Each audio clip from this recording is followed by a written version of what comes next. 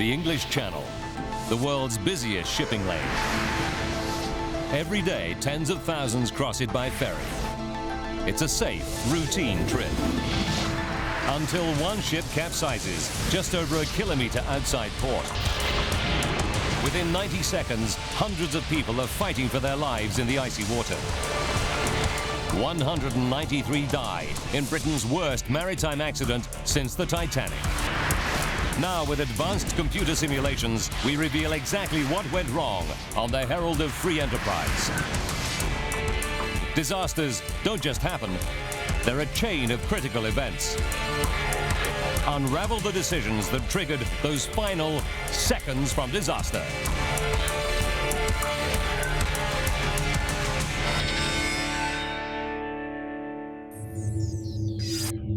Europe, Belgium, Zeebrugge.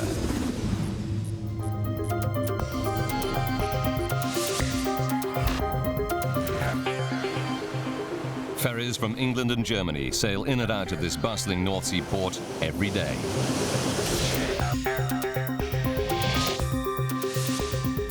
March 6th, 1987, a chilly winter's day. The Herald of Free Enterprise, an 8,000-ton car and passenger ferry owned by the European shipping company Townsend Torrison, arrives from Dover. She's made the 4.5-hour journey across the English Channel safely thousands of times. The Herald is on a tight schedule. She must complete 4 crossings every day. And between each trip, her crew must offload passengers and vehicles, clean the ship, and then reload for the next trip, all in the space of 90 minutes. Today, the Herald is just barely staying on schedule. 4 p.m.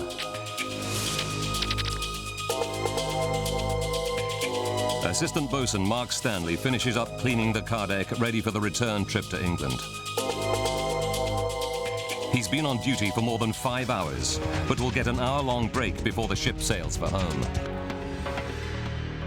While the Herald's crew works hard, her passengers savor the last hours ashore, enjoying the shops, restaurants and cheap alcohol of continental Europe. Most are British tourists, like 19-year-old bartender Simon Osborne. He's on a day trip to Belgium with a group of friends. We spent the afternoon on a pub crawl, you know, from bar to bar around Ostend. It was a really good day, a good lads' day out. They order one last round of drinks. Soon, they'll be leaving to sail home on the Herald.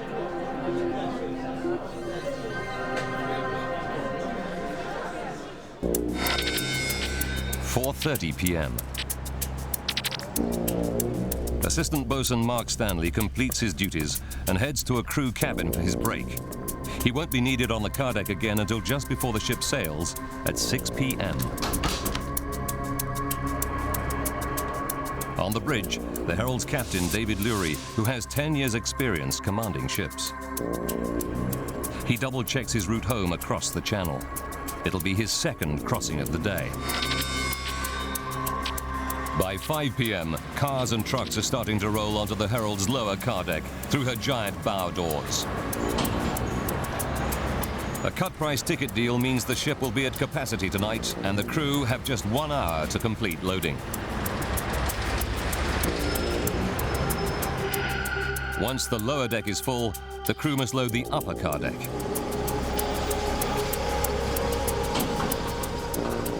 But there's a problem. The loading ramp at Zeebrugge doesn't reach the upper car deck. To reduce the gap, the captain must lower the ship in the water. He does this by pumping seawater into her ballast tanks. After 30 minutes, the ship sits 1 meter lower in the water. Only now can loading of the upper deck begin.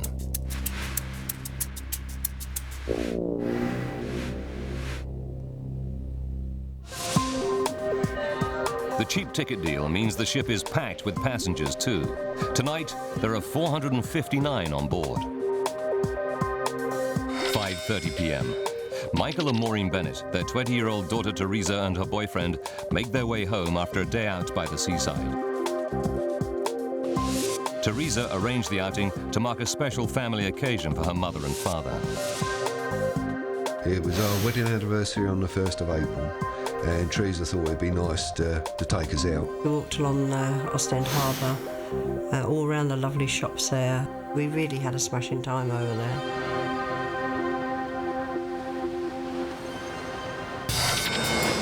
"5:45 p.m. 15 minutes to departure. The crew struggles to load the upper car deck in time. First Officer Leslie Sable is in charge of loading, and he's feeling the heat. Turnarounds are so tight that even a short hold up here could throw out the Herald schedule for subsequent crossings. Crew member Lee Cornelius is hard at work. It's always a bit of a rush at the end. Cars turn up just before you're sailing and fill the ship up.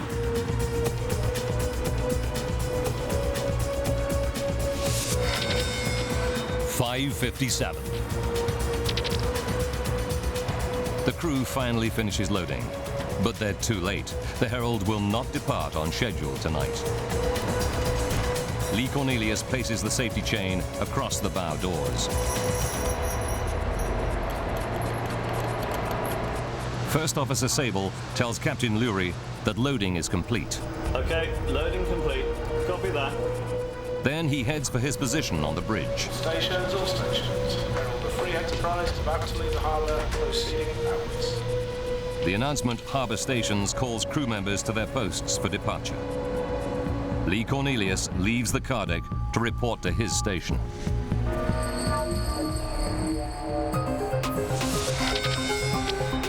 "6:05 p.m. Captain Lurie starts up the ship's 3 9,000 horsepower engines. They're 5 minutes late. But weather reports say the channel is calm with only a light wind. He might be able to make up the time on the crossing. Michael and Maureen Bennett go to the restaurant on sea deck to grab a bite to eat. Spirits are high among the homeward bound passengers. It was a happy atmosphere on board. There was, everybody had enjoyed themselves. Their daughter Teresa and her boyfriend are also on sea deck, relaxing in the lounge area. We got a drink. We just sat talking about the crossing back. I don't really like travelling on boats, so it's quite a big thing for me to travel out there anyway. The Herald steams out of Zeebrugge harbour. She's now heading out into the icy waters of the North Sea. 19-year-old Simon Osborne leaves his friends in the cafeteria. He goes to the perfume counter on sea deck to buy a gift for his girlfriend. 6:24 p.m.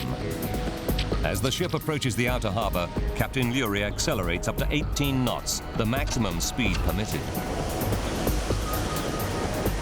There's a party atmosphere among the homeward bound passengers. Then, out of the blue, the ship lurches violently, throwing Simon Osborne off balance. Very suddenly there was a jolt, and the woman turned round, kind of stared at me and started screaming.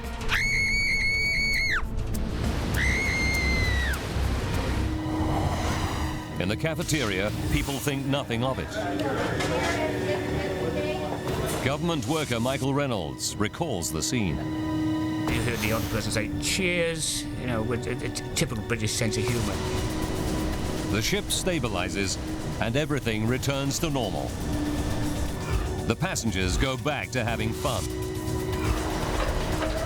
But down below, on the ship's car deck, something is terribly wrong. Just over a kilometre outside Zeebrugge harbour, something is desperately wrong on the Townsend Torreson ship, the Herald of Free Enterprise. The Herald starts to veer off course. Captain Lurie wrestles with the controls, but she's not responding. Then on E-deck, the lower car deck, a crew member alerts one of the assistant pursers. There's a big problem. Water. Vast amounts of it pour down the stairs from the upper car deck. The purser races up the stairs to sea deck, where there's a radio. He desperately tries to call the bridge, but there's no response.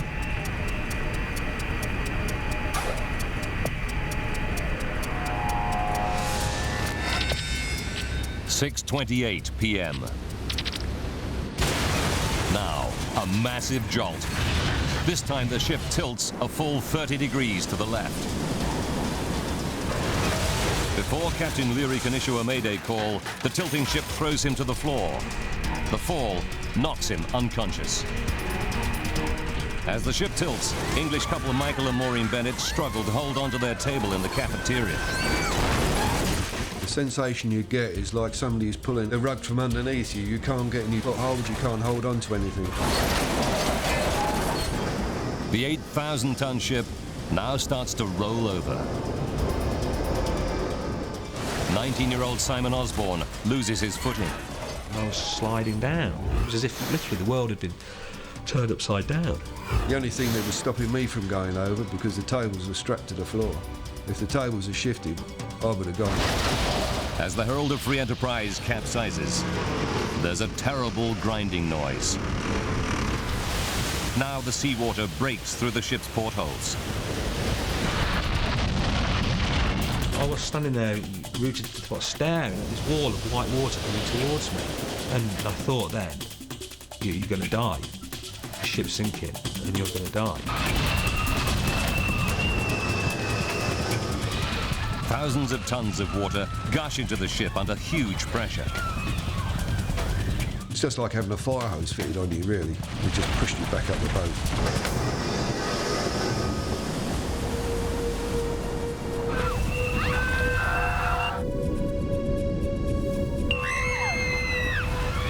Michael Bennett's wife Maureen can't swim.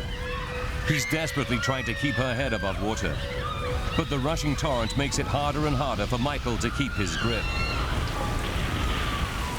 I really, really panicked. I just panicked. I knew I was going to die. I had Maureen, my hand on her bra and her clothes, holding on tight to her. And that's the only way I could keep hold of her until that water had settled down. Otherwise, she would have been gone. The ferry's entire left side sinks into the North Sea, leaving only its right flank visible above the water. In a stroke of luck, the ship comes to rest on a sandbank. The sandbank stops it from sinking further, at least for now.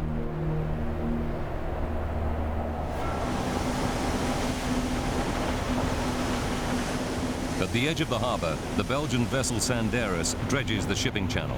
She's about 1 kilometre from the Herald. Her crew sees the bright lights of the Herald flicker and then go out.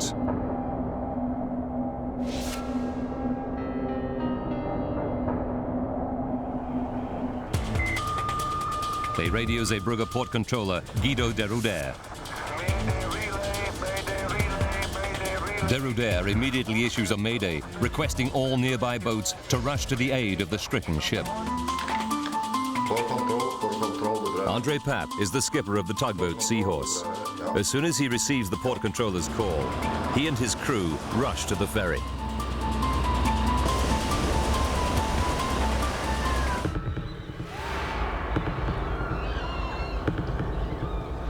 Inside the flooded Herald, more than 500 passengers and crew fight for survival. A dazed Michael Bennett struggles to keep his wife Maureen afloat in the freezing water.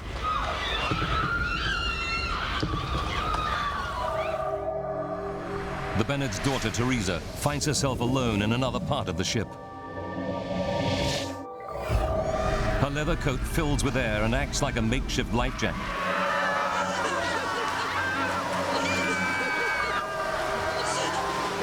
But now, people struggling in the water below her try to grab her to stay afloat.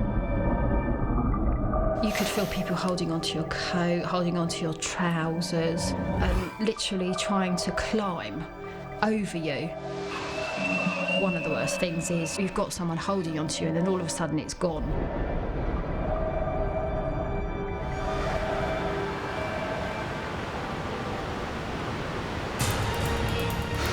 Passengers who manage to survive now face another deadly enemy, hypothermia.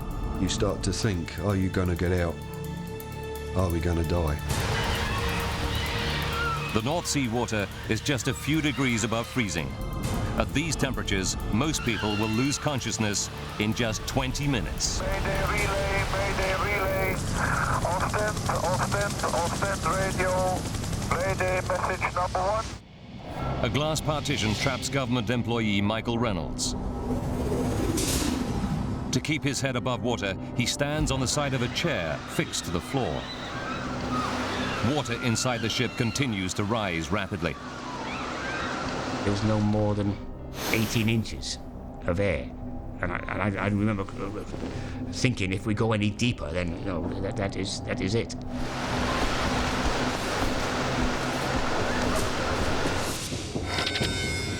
"6:40 p.m. 12 minutes since the Herald keeled over. The rescue tugboat Seahorse nears the 8,000-ton ship. The tugboat crew break windows to get to the panicking passengers trapped below. 6:43, 15 minutes since the capsize. The water levels finally stabilize. Teresa Bennett has no idea where her parents and boyfriend are. She shivers. The water is just 3 degrees Celsius. The water was very, very cold indeed. Your body just shuts down. If Teresa isn't rescued in the next 5 minutes, she risks losing consciousness. Drowning would then be inevitable.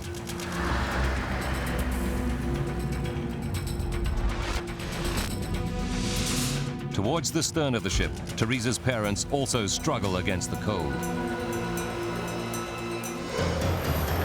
35 minutes after the Herald capsizes, Coast Guard helicopters help pick up survivors. Rescue ships continue to arrive. Local divers turn up to offer help. It's extremely dangerous to dive inside an unstable ship, but they know they are the survivors' only chance.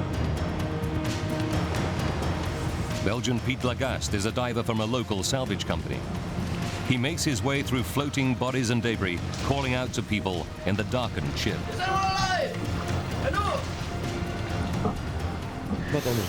With the lights, we saw that the people in the water were moving. We also saw people in the water who were motionless, who had probably died, but we went for the people who were moving, who put up their arms or called, because you know these people are still alive. Further along sea deck, Simon Osborne is all alone. His friends are nowhere to be seen. All around him, silence has fallen. There were these people shouting, screaming, and as the time went on, it became less and less. A diver reaches an exhausted and frozen Michael and Maureen Bennett. Rescuers throw a rope down to them. They're just in time. As they pull Maureen up to safety, she loses consciousness.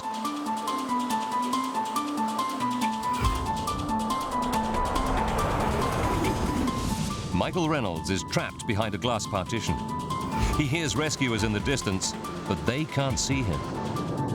And then, a glimmer of hope. A rescuer appears on the other side of the glass.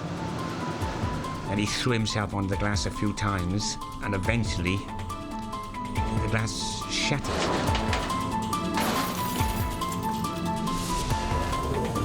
Now an exhausted Simon Osborne hears glass breaking. Realizing rescuers may be close, he swims towards the noise.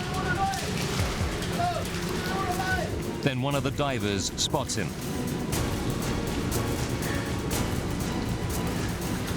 It was on being pulled out of the ferry that I kind of let go, and it's a dreadful state of shock. You know, I was in deep shock.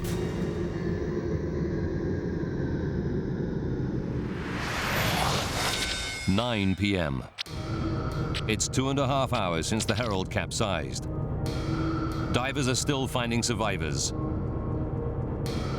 But dead bodies are starting to outnumber the living. 11:30. Diver Pete Lagaste has now been on the Herald of Free Enterprise for 4.5 hours. He's losing all hope of finding any more survivors. On shore, 35 ambulances rush the wounded to nearby hospitals. Just hours earlier, Maureen and Michael Bennett were celebrating their 9th wedding anniversary. They now lie side by side in a hospital ward with serious injuries. Maureen is frantic with worry about her missing 20-year-old daughter, Teresa. I still was worrying where the heaven Teresa was. I just couldn't get that out of my mind. Where was she? Where was she?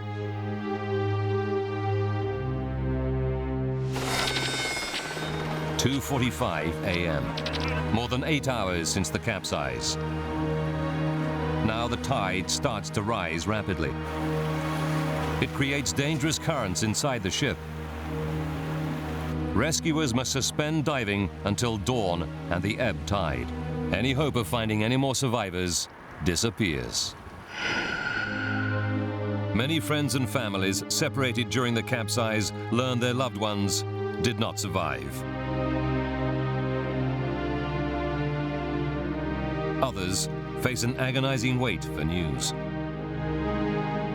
It's been 8 hours since the capsize, and Maureen has no idea if her missing daughter Teresa has survived. She repeatedly asks hospital staff and reporters if there's any word. Then the hospital chaplain arrives with news. I have good news. I've just heard that she's alive. She's well. Oh, mate, she's alive. She's alive. Teresa is. Teresa. Thank God. Oh, I was so pleased. I cried, and we were so pleased. Against all the odds, Teresa survived for an hour in the freezing water. She has serious injuries, but makes a full recovery. Her boyfriend, Mark, was also rescued in time. News of the disaster flashes around the globe. Drama at sea. A massive rescue effort is underway tonight off the coast of Belgium as hundreds of passengers aboard a capsized ferry boat are missing in frigid waters of the English Channel. The scale of the disaster shocks the world. Early reports put the death toll at 150, making it the worst peacetime British maritime accident since the sinking of the Titanic in 1912.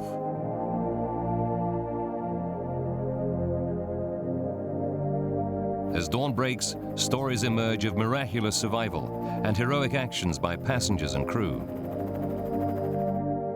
One man acts as a human bridge so that others can escape.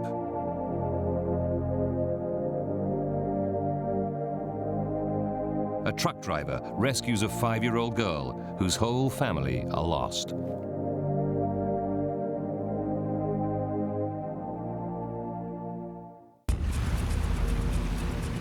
The disaster is unimaginable. How could a modern 8,000-ton vessel sailing in perfect conditions capsize in only 90 seconds, just over a kilometre out of port? As the Herald is a British vessel, the UK government's Department of Transport hires the investigators. Ian Dand, one of Britain's leading naval architects, has been investigating marine accidents for 32 years. The scale of this tragedy shocks him. I think this was one of the worst disasters that I've ever had anything to deal with, because there were people who had walked on board that ferry, and within 20 minutes of the ferry leaving port, they were fighting for their lives. Dand must find out exactly what happened on the night of March 6th to ensure that such a catastrophe never happens again. Now, by rewinding the events of that fateful night and by going deep into the investigation, we can reveal what really caused the Herald of Free Enterprise to capsize. Advanced computer simulation will take us where no camera can go, into the heart of the disaster zone. The day after the tragedy, investigators take a boat out to the capsized Herald. It's a shocking sight. The ship appears to be intact. On the ship's visible side, they see no immediate sign of collision or damage. But what they see at the Herald's bow astounds them. The huge bow doors that allow vehicles on and off the ferry are wide open. It's clear to the investigators that water must have poured through these gaping doors. The media dubbed the open bow doors the doors of death. Ian Dad's team need to find out why the doors are open. We thought at the time that perhaps she might have hit something which would have caused it to capsize, or she could possibly have got very close to one bank or other of the approach channel to Zeebrugge. The team know that the Herald came to rest on a sandbar about 1 kilometre from the harbour entrance. There are several of these underwater obstructions just outside Zeebrugge. To avoid them, ships follow a marked channel 900 metres wide that port authorities keep clear by constant dredging. So did the Herald collide with the sandbar, causing fatal damage to her bow doors? Investigators discover that the Zeebrugge Port Authority routinely tracks all ferries by radar up to about 3 kilometres from the harbour. It shows the Herald going off course in her final moments, but the radar data reveals that she doesn't hit the sandbar. In fact, as she capsizes, she settles onto it. The ship veers off course because she was already in trouble.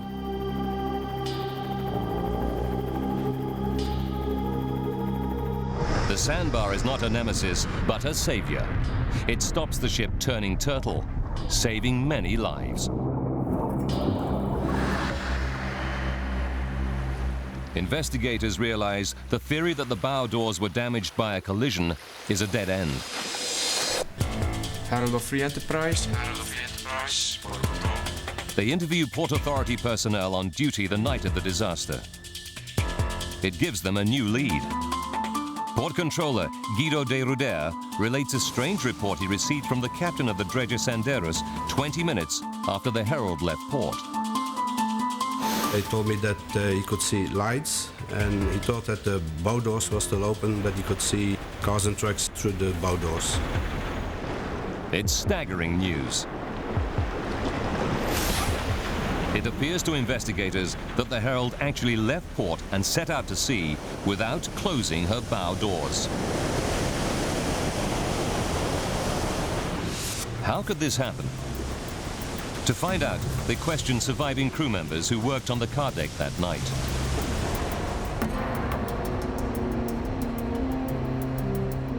They learn that it's the job of First Officer Leslie Sable to supervise the loading of vehicles.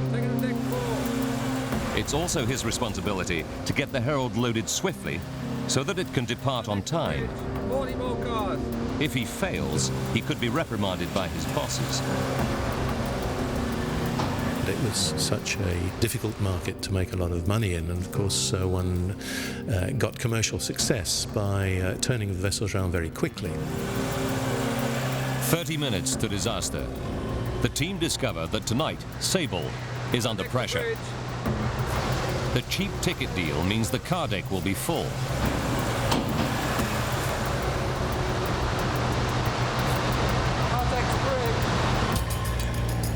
As the last car rolls onto the ship, the call is announced for harbour stations. Stations, all stations. Herald of Free Enterprise, about to leave the harbour, proceeding outwards. This is the signal for crew to go to their positions for departure. Lee Cornelius's final duty on the car deck is to put a safety chain across the bow doors. First Officer Leslie Sable hurries to the bridge. They're now 5 minutes behind schedule. He is the last to leave the lower deck.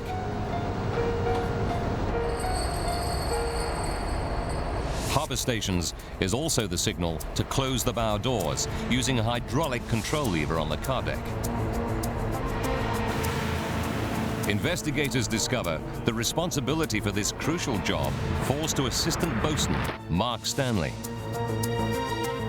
Stations, all stations. But when they question Mark Stanley about his actions that night, they're in for a shock. When he should be on the car deck closing the bow doors, Mark Stanley is still asleep in his cabin. He took a nap after the ship docked in Zeebrugge, but slept through the call for harbour stations. The Enterprise is about to leave the harbour, proceeding.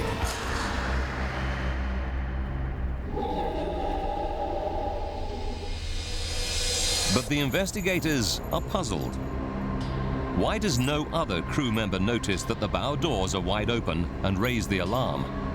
They learn that who closes the doors and when is a hit-and-miss affair, as crew member Lee Cornelius recalls. Sometimes when we left and completed loading, one of the guys on the main deck would shut the bow doors.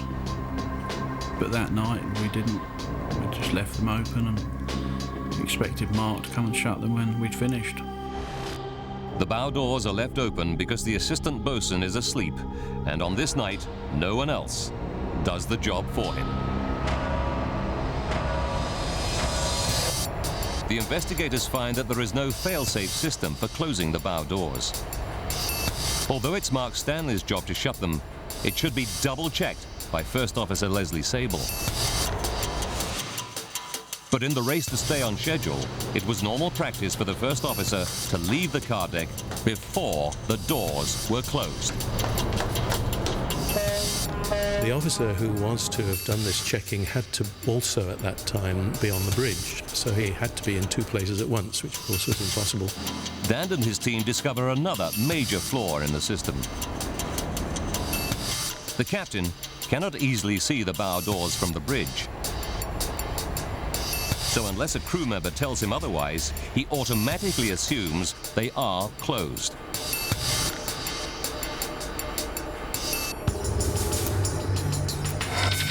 "23 minutes to disaster. Captain Lurie backs out of berth 12. He's totally unaware that no one has closed the 5-meter bow doors on the car deck.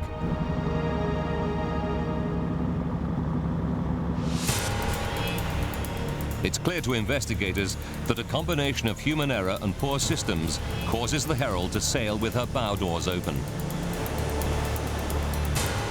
But this shocking discovery still doesn't solve the mystery of the Herald's capsize. One of the big puzzles was how so much water could get onto the vehicle deck when it was 10, 11 feet above the calm sea level.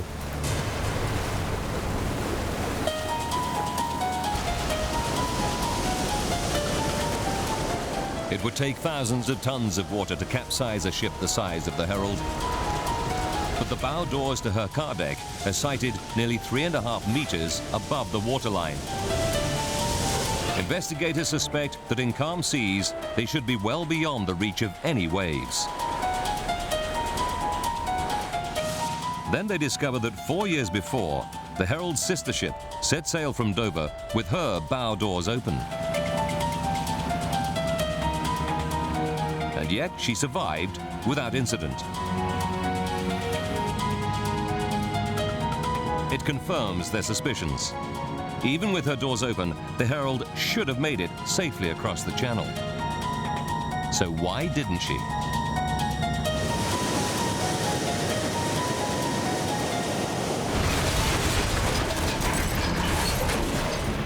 Investigator Ian Dand starts to explore what could reduce the clearance between bow doors and waterline.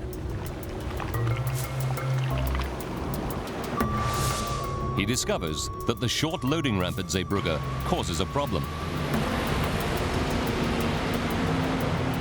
It's not long enough to reach the Herald's upper car deck. So Captain Lurie must fill a ballast tank in the bow with seawater to lower the Herald to the right level.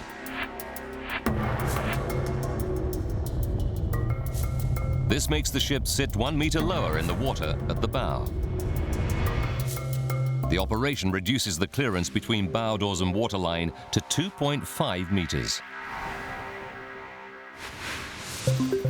Zeebrugge harbour is relatively shallow, just 15.5 meters deep. has a hunch that this plays a role. As the ship sails, her movement creates low pressure under the hull that sucks the bow downward. In deep water, the effect is small, but when Dan runs tests, he discovers the effect is much greater in shallow water. As the water is forced through the narrow gap between ship and seabed, it rushes out from under the hull faster. This surge of water creates an area of low pressure under the ship, dragging it down even further. As the Herald sails on March 6th, the clearance between her open bow doors and the waterline is just 1.5 meters. Sailing in this condition would be risky, but investigators are not convinced it would be enough to cause the capsize. So how did so much water get onto the Herald's car deck? There's only one way for them to find out. Berth 12, Zeebrugge Harbour, May 10th, 1987. 9 weeks after the loss of the Herald, Ian Dand begins a crucial experiment aboard her sister ship, the Herald of Free Enterprise. He is set to restage the Herald's final, fateful journey. The Pride is identical to the Herald. She's weighted with the same amount of ballast. The weather and tidal conditions are the same. The Pride maneuvers through Zeebrugge Harbour at a normal departure speed of 10 to 15 knots. Her bow doors stand 1.5 meters clear of the waterline, just like the Herald. As she sails, she creates a wave at the bow, but it breaks well below the bow doors. Next, Dan wants to see how high the bow wave gets as the ship accelerates. A bank of video cameras capture the wave from every angle.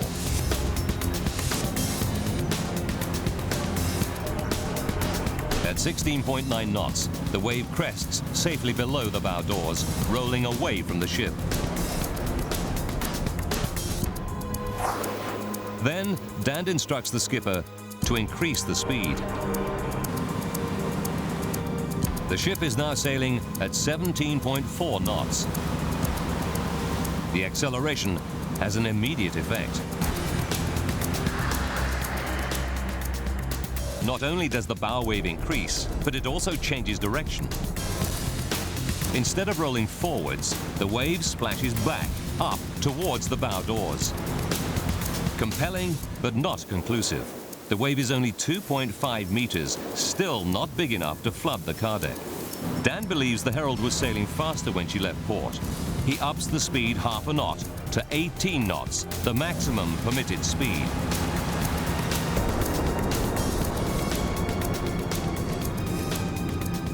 Suddenly, the wave balloons wildly. It is now almost 4 meters high, big enough to engulf the bow doors. On the Herald, water would be cascading straight onto the car deck. I was horrified to see the amount of water that came over the bow of the Herald on the full-scale trial. Dand is an experienced naval architect, but he has never seen a bow wave behave in this way. He turns to computer and physical models to try to explain the phenomenon.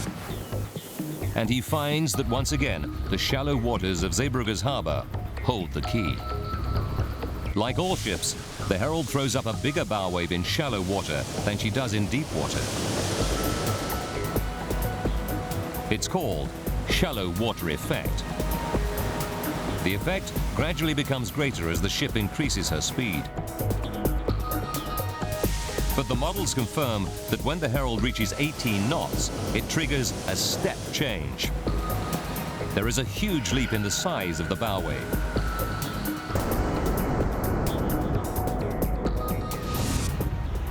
Just half a knot of extra speed, combined with Zeebrugge's shallow harbour, makes the critical difference. Of course, one of the big tragedies of the Herald is had it not been in that comparatively shallow water coming out of Zeebrugge, it might have got away with having the bow doors open for quite a long period of time, and people might have spotted that they were open and closed them. Instead, the bow wave of almost 4 meters surges straight through the open doors.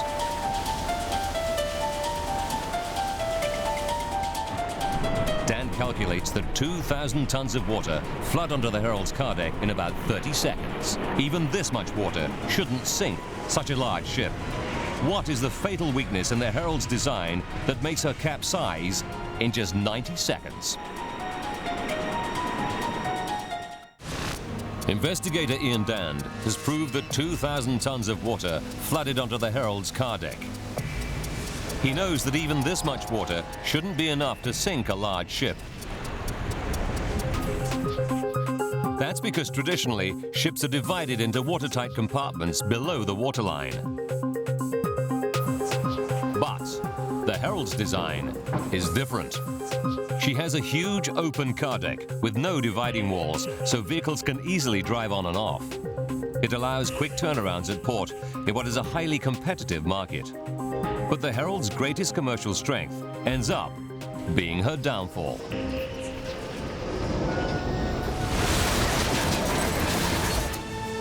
Investigators calculate that with 2,000 tons of water rushing around her car deck, the Herald would become unstable very quickly.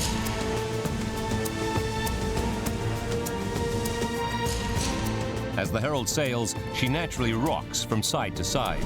The water surges to the lowest point, making the ship tilt. At first, the ship's huge buoyancy allows her to recover. Water is rather an unstable entity and would rush to one side or the other of the vehicle deck, acting like a sort of pendulum, if you like. With each swing, the water surges more violently, causing the ship to tilt more steeply. Eventually, the ship reaches a point where she's unable to recover.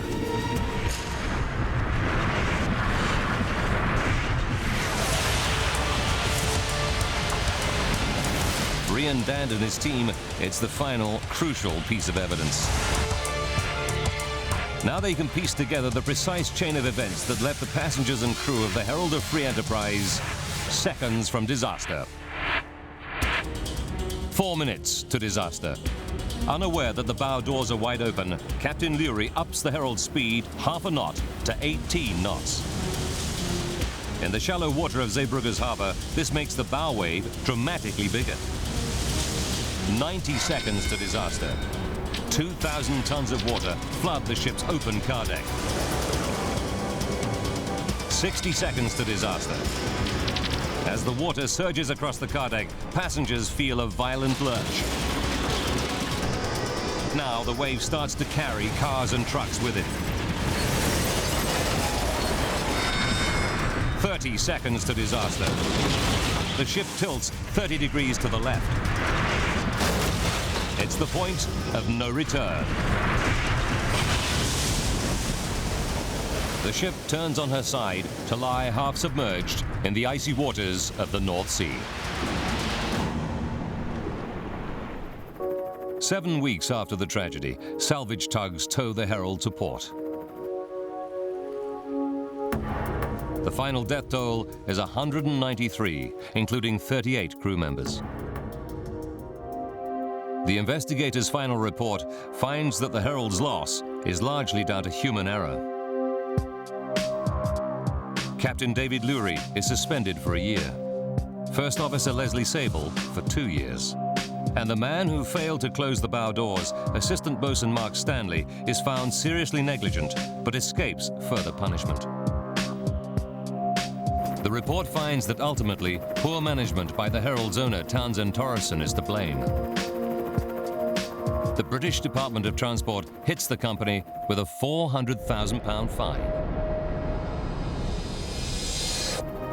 For survivors like Simon Osborne, the night on the Herald of Free Enterprise still casts a long shadow. The worst aspect of the whole thing was losing my 2 friends. You don't expect to lose 2 close friends at that age. I had to meet their parents and talk to them about the day that we'd had, you know. I had to go to their funerals and memorial services.